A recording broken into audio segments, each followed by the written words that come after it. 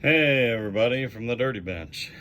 Today I am going to be installing a HIPA unlimited coil on my Husqvarna 390XP. This is the coil they sent me to try out and do a little video of, and figured being we're here, we'll just install this. So it comes with a nice ground wire, pretty good looking coil. So through the magic of editing, not really, it was partially disassembled to begin with. So that is what we're after. Blue limited coil. Basically, we're gonna unhook our spark plug wire, get our shroud out of the way,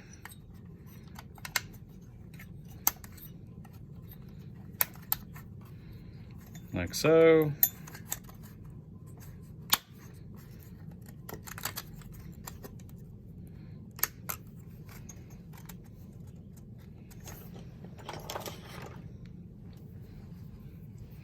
Disconnect our ground wire. There's our shroud out of the way. We now have access to our coil. Pretty simple. Coil bolts on there and there. So let's get to it.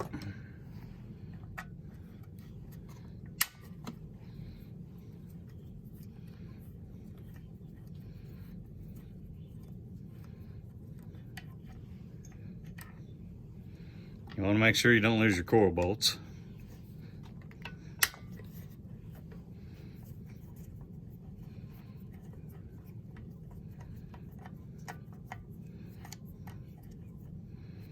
Also helps take the handle off. That way you're not trying to reach around in behind like I am. Totally up to you whether you want to take it off or not. It is easier if you take it off.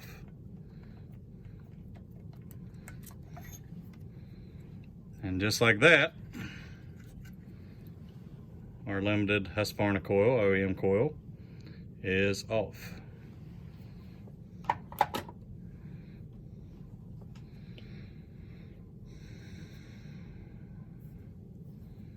So, now for the new coil. Simply slide it in place, like so.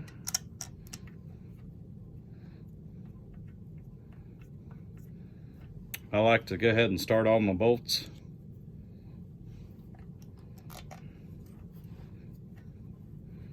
Make sure that I'm not cross-threading them or anything.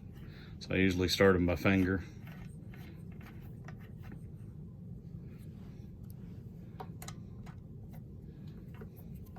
Then put the wrench on them. So with that being said, I'm going to snug the coil down, and we still need to set our air gap.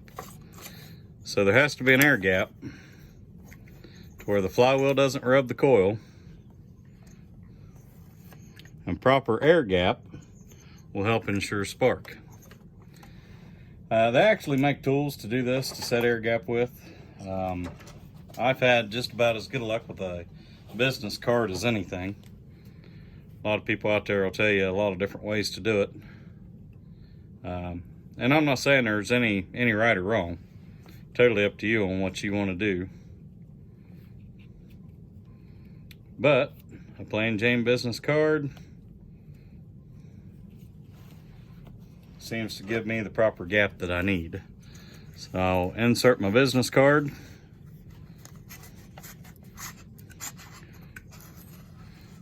Roll the flywheel until the magnets are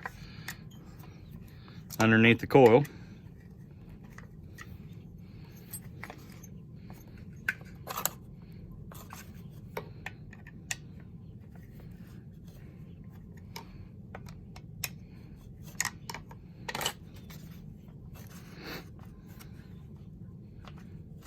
And retighten my coil.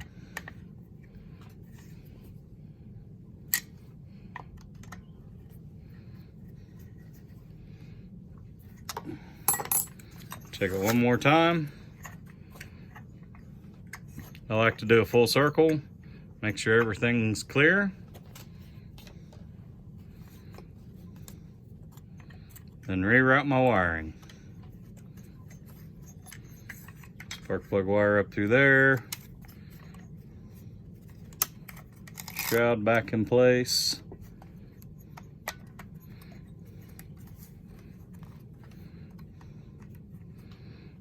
Does a lot nicer job if you keep your spark plug wire actually hooked under where it belongs. Tends to keep everything a little tidier, a little nicer. Don't forget to hook back up your ground wire.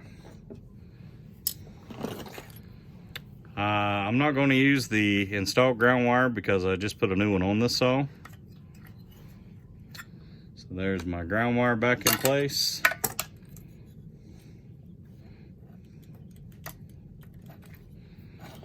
And there it is. Saw's ready to reassemble. Anyway, hope y'all have a good evening. I'll get some video of this thing running, hopefully here in the next few days, probably Sunday or Monday. Y'all have a wonderful week. Bye.